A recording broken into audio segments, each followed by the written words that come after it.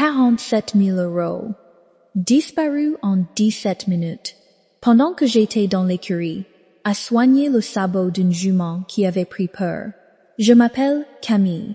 J'ai 33 ans et je dirige un refuge pour chevaux maltraités, en pleine campagne, dans le Perche. Mon métier, c'est de lire les animaux. La façon dont une jument plaque ses oreilles quand elle a déjà été frappée. La façon dont un hongre recule devant une main levée. 8 ans à faire ça. 8 ans à repérer la peur, la blessure, le mensonge dans le regard d'une bête. Mais dans ma propre famille, j'ai tout raté. Tous les signes. Tous. Ce que mon beau-frère a fait pendant la fête de famille, au mois de juin, et ce qui s'est passé 69 jours plus tard, à l'anniversaire de ma mère, m'a appris une chose. Le prédateur le plus dangereux, ce n'est pas celui qui mord, c'est celui qui sourit à ta table, celui qui t'appelle la famille. Et le soir où j'ai ouvert mon application bancaire, mon souffle s'est arrêté net. Mais pour comprendre ce moment-là, il faut remonter un peu. Je n'ai pas grandi en rêvant de chevaux. J'ai grandi dans un village, fille d'une cantinière et d'un ouvrier. Et mon premier métier, c'était les chiffres. Comptable dans un petit cabinet, 3 ans à équilibrer des bilans, à classer des déclarations pour des commerçants du coin, du bon travail. Stable. Mais chaque samedi, j'allais aider une voisine avec ses chevaux. Et chaque lundi matin, assise à mon bureau, je pensais à des clôtures au lieu de penser à des colonnes de chiffres. À 25 ans, j'ai trouvé 5 hectares avec une grange qui avait plus de trous que de toits. Mes économies et un petit prêt ont couvert l'apport. J'ai signé un mardi. L'après-midi même, j'arrachais les planches pourries. 8 ans plus tard, le refuge des crins accueillait 22 chevaux. J'avais une petite boutique à la ferme, du miel, du cuir, des confitures que je faisais moi-même, et un programme de médiation animale gratuit pour des anciens militaires en stress post-traumatique. Et chaque soir, je faisais une chose, je m'asseyais à mon bureau et je rapprochais les comptes de la journée, le foin, le vétérinaire, tout, au centime près. Cette habitude allait sauver mon refuge. Je ne le savais pas encore. Ma sœur, Sandrine, a 4 ans de moins que moi. Petite, on était inséparables. Même chambre, même arrêt de bus, même manteau d'hiver récupérés l'une après l'autre. Elle, c'était la jolie, la sociable. Moi, j'étais celle qui tenait le carnet de compte de maman quand papa est tombé malade. Sandrine a épousé Damien à 24 ans. Elle le connaissait depuis 7 mois. Maman n'a pas dit non. Maman ne disait jamais non à Sandrine. Mais la veille du mariage, je l'ai surprise à la cuisine, en train de frotter la même casserole pendant 10 minutes d'affilée. Et il y avait maman, Lise, veuve depuis 6 ans. Elle ne voulait qu'une chose au monde, sa famille réunie sous un même toit, en paix. « Vous êtes tout ce qui me reste », répétait-elle. Alors c'est moi qui recevais tout le monde, chaque fête, chez moi, à mes frais. Et le jour où Damien est venu pour la première fois, il a marché sur mes terres comme un acheteur. Ce que je n'ai pas vu ce jour-là allait me coûter tout ce que j'avais bâti. Damien, c'était le genre d'homme à parler 20 minutes sans dire une seule chose vraie. Une bonne poignée de main, un large sourire, et l'habitude de ramener chaque conversation à l'argent des autres. 1 an et demi avant la fête, il m'a appelé un mercredi soir. Il lui fallait 3 000 € pour réparer sa voiture. Je les ai virés dans l'heure. Il devait me rembourser sous 15 jours. 18 mois plus tard, j'attendais toujours. Et il y avait ce détail. Un jour, à la boutique, il m'avait demandé, l'air de rien, « Tu utilises un logiciel de compta ou quoi ?» Je lui ai répondu que je gérais tout depuis l'application de ma banque, sur la tablette de la ferme, de la conversation de comptoir, je croyais, le 15 juin, la grande réunion de famille. 30 personnes sous un ciel sans nuages. Les enfants qui couraient dans le pré. La boutique ouverte. J'avais tout payé de ma poche. 4 000 €. Je ne l'ai dit à personne. Vers 14 heures, une de mes juments a pris peur d'un ballon et a frappé la porte de son box. Mon palefrenier m'a appelé. J'ai posé la tablette sur le comptoir et j'ai dit à Damien, qui était juste là, une bière à la main, tu peux surveiller la caisse 2 minutes? J'ai un souci avec un cheval. Il a souri. Bien sûr, Camille. Va t'occuper de tes bêtes. C'était la première fois de sa vie qu'il se portait volontaire pour quoi que ce soit. Je suis resté 8 minutes dans l'écurie. Quand je suis revenu, Damien était derrière le comptoir, en train de faire défiler ma tablette. Il a relevé la tête, vite. Je vérifiais juste si le terminal de carte s'était synchronisé. Le terminal était posé sur le comptoir. Débranché, j'ai jeté un œil à l'écran. Mon application bancaire était réduite. Toujours ouverte, je m'étais connecté le matin et je ne m'étais pas déconnecté. J'ai pris la tablette, fermé l'appli, verrouillé l'écran. 8 minutes, c'est tout ce qu'il lui fallait. Mais sur le moment, je n'ai senti aucune alarme. C'était une fête de famille. Le mari de ma sœur. On ne traite pas une menace dans ces conditions-là. Le cerveau classe ça dans « bizarre » et passe à autre chose. Le soir, à 9h30, j'ai fait ce que je fais chaque jour. J'ai ouvert mon application bancaire. Le solde du compte courant. 3 847 €. La veille, il y avait 50 847. 3 virements. 18 000. 15 000. 14 000. 47 000 €. Parti en 17 minutes. Bénéficiaire, les initiales de Damien. Et là, ce que je n'avais pas compris au comptoir m'a frappé de plein fouet. Le sourire. Le « va t'occuper de tes bêtes ». Tout. Et il fallait que j'entende sa voix me le dire moi-même. J'ai appelé ma banque. Le service de nuit m'a confirmé que les virements étaient validés et qu'il ne pouvait rien annuler parce que l'opération venait d'un appareil enregistré sur mon compte. Le mien, ma tablette, mon réseau. Le système me disait que, parce que le voleur avait utilisé mon appareil, c'était mon problème. Cette nuit-là, je me suis assise dans l'écurie, sur un seau retourné, à côté de Juniper, la première jument que j'ai sauvée. Borgne, abandonnée dans un champ. 3 800 €. C'était 3 semaines de foin pour 22 chevaux. Après ça, je devrais commencer à choisir quels animaux je renvoie. J'ai posé mon front contre l'encolure de Juniper, et j'ai respiré. Le lendemain, j'ai appelé Damien. Je n'ai pas pris de gants. Damien, il faut qu'on parle de 3 virements. 47 000 €.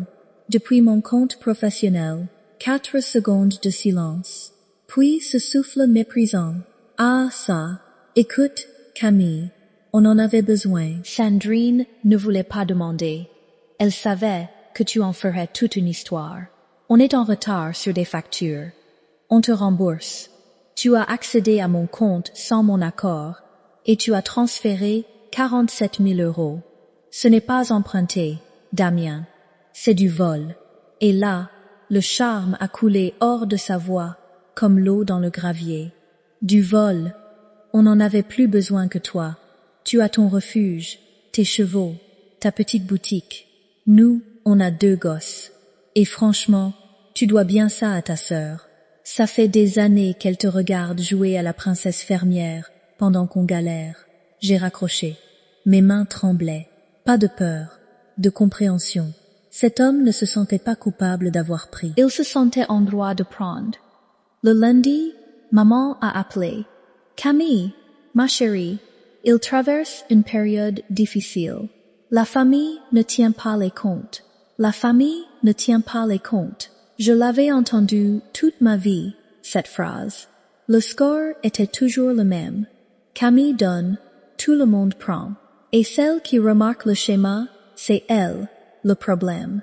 Maman, 47 000 €, ce ne sont pas des comptes. C'est mon foin. C'est le salaire de mon employé. Si je ne récupère pas cet argent, je commence à perdre des chevaux. Laisse tomber, Camille. Je ne veux pas que ça déchire la famille. J'ai regardé par la fenêtre. 22 chevaux dans le pré. Laissez tomber. Ça voulait dire laisser tomber le refuge. Et le refuge, c'était la seule chose de ma vie qui ne m'avait jamais menti. Je vais m'en occuper, maman. Et je le pensais, juste pas de la manière qu'elle espérait. Ce que j'allais faire ensuite, personne ne l'a vu venir. Pas même moi. J'ai appelé Ruth, mon experte comptable depuis 6 ans, la personne la plus méthodique que je connaisse, la femme qui range ses courses par couleur. Ruth, j'ai besoin que tu traces des virements. Et vite. Elle est venue le mardi soir, avec son ordinateur, et une boîte de relevés imprimée. On s'est assis à ma table de cuisine, et elle m'a montré. Les 3 virements avaient atterri sur 2 comptes, 2 chez Damien, un sur le compte joint de Damien et Sandrine. Ensuite, depuis le compte de Damien, 2 virements sortants, 18 000 vers une société, une SARL. Ruth avait vérifié au registre. La société était dissoute depuis 6 mois, morte. Le deuxième virement, 14 000, vers une plateforme.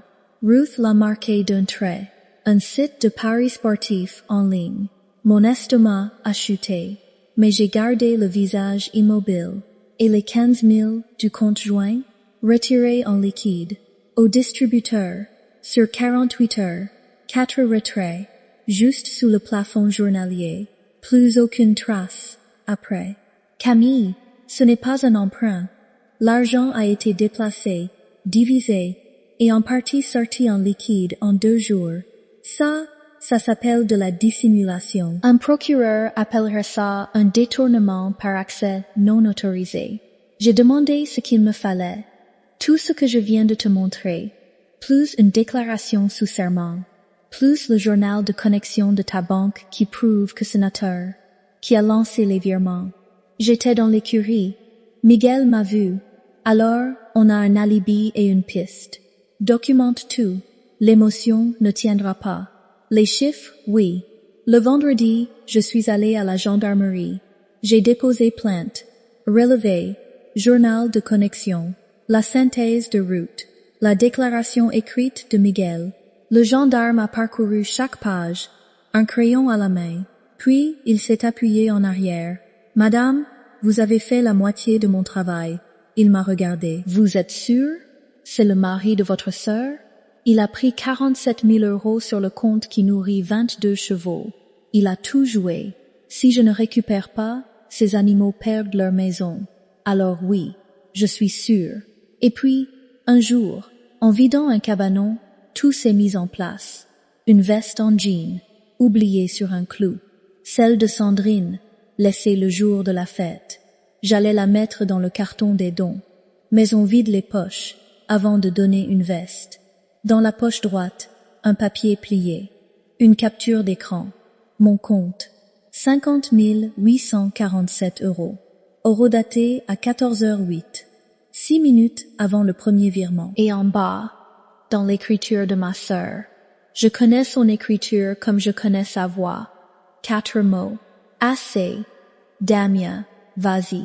Sandrine n'avait pas seulement su. Elle avait repéré. Vérifié le solde. Confirmé que ça valait le coup. Donné le feu vert. J'ai glissé le papier dans une pochette plastique. Et je l'ai conduit chez Ruth. Le 23 août. L'anniversaire de maman. 58 ans. Sa petite maison, celle où Sandrine et moi avons grandi. Des guirlandes dans le jardin. Une longue table sous le tilleul. 15 personnes. Toute la famille, y compris Damien, près du barbecue. Une bière à la main, qui m'a salué d'un hochement de tête, tranquille. Comme si de rien n'était. J'avais apporté un cadeau et un sac. Dans le sac, une chemise cartonnée. Beige, avec des onglets. Le dîner était agréable. en surface, puis ma tante s'est tournée vers moi, entre deux bouchées. Alors Camille, le refuge? Sandrine disait que tu avais des soucis d'argent. J'ai posé ma fourchette. J'ai regardé Sandrine. Elle fixait son assiette. Justement, ma tante. Je suis contente que tu en parles. Je me suis levée. Pas pour le spectacle. Juste comme on se lève quand on veut être entendu clairement. Je n'ai pas de soucis d'argent. On m'a pris mon argent. Le 15 juin, pendant cette réunion, 3 virements non autorisés ont quitté mon compte professionnel. 47 000 €. Depuis la tablette de ma boutique, pendant les 8 minutes où j'étais dans l'écurie, j'ai tendu la première feuille à ma tante. Le relevé. Damien a posé sa bière. Camille, qu'est-ce que tu fous? C'est l'anniversaire de ta mère. Je l'ai regardé comme je regarde un cheval, prêt à fuir. Yeux calmes, aucun geste brusque. Je sais quel jour on est, Damien. Et toi, tu sais quel jour était le 15 juin? C'est le jour où tu as transféré 47 000 € sur tes comptes. Le jardin sait tout. Même les grillons, on aurait dit. C'est ridicule. J'ai emprunté pour des factures. J'ai tendu la synthèse de Ruth à mon oncle. 18 000 vers une société dissoute depuis 6 mois. 14 000 vers un site de paris sportif. L'air a changé. Comme avant l'orage. Je me suis tournée vers ma sœur. 15 000 sur ton compte joint. Retiré en liquide en 2 jours. Je ne savais pas d'où venait l'argent, a soufflé Sandrine. Et là, j'ai sorti la pochette plastique. Je l'ai levée pour que toute la table voie. Ça, c'est ton écriture, Sandrine. Trouvée dans la poche de ta veste. 6 minutes avant le premier virement. Ça dit assez. Damien, vas-y. Sandrine est devenue blanche. Mon oncle a murmuré, mon Dieu. Damien s'est levé, les poings serrés. Il a essayé le charme une dernière fois. Tout le monde. Camille exagère. C'était un prêt familial. Personne ne lui a répondu. Alors le vrai Damien est sorti. Tu te crois meilleur que nous, hein? Avec ton refuge et tes chevaux. Toute cette famille se met en quatre pour Sainte-Camille. Pendant qu'on a Olivers à payer nos factures, je suis restée assise, mains à plat sur la chemise. Je ne demande pas d'excuses. Je montre à ma famille ce qui s'est passé, avec des documents, parce que les documents n'ont pas d'opinion. Il a frappé la table de la paume. Sa petite Lily, 10 mètres plus loin, s'est mise à pleurer. Tu détruis cette famille. Pour de l'argent, pour 47 000 € de foin, de vétérinaire, et le salaire du seul employé que j'ai. De l'argent que tu as joué sur un site de Paris. Sa bouche s'est ouverte. Refermée. Il n'avait pas su que j'avais tracé le jeu. Sandrine s'est levée en larmes. Arrêtez, je lui avais dit de ne pas prendre autant. Elle s'est figée. Elle venait d'avouer, devant tout le monde, qu'elle avait connu le montant et négocié, pas empêché. J'ai sorti le dernier document. Voici la copie de la plainte. Le procureur examine le dossier. Détournement par accès non autorisé. Pour ce montant, ça peut être qualifié de délit aggravé. Et c'est à ce moment précis que 3 coups ont frappé à la porte. C'étaient les gendarmes. Un mandat d'arrêt au nom de Damien. Les menottes ont cliqueté dans le silence du jardin. Sandrine a hurlé, sans mots. Maman se tenait à l'encadrement de la porte, les larmes sur les joues, et m'a regardé avec quelque chose que je ne lui avais jamais vu. Pas de la colère, du chagrin. Je ne voulais pas vous perdre, ni l'une ni l'autre. Tu ne m'as pas perdu, maman. Tu m'as juste dit que la famille ne tenait pas les comptes. Tu as raison. La famille ne tient pas les comptes. Mais la justice, si. 6 semaines plus tard, l'accord est tombé. Damien a plaidé coupable. Remboursement intégral, des heures de travail d'intérêt général, 2 ans de sursis avec mise à l'épreuve, et un suivi obligatoire pour son addiction au jeu. 1 300 € par mois, prélevés sur son salaire. Lente, mais réelle, Sandrine a demandé une séparation. Elle est revenue vivre chez maman, avec les enfants. Au printemps, le refuge respirait à nouveau. 24 chevaux, maintenant. La boutique tournait mieux que jamais. Le programme de médiation pour les anciens militaires avait doublé.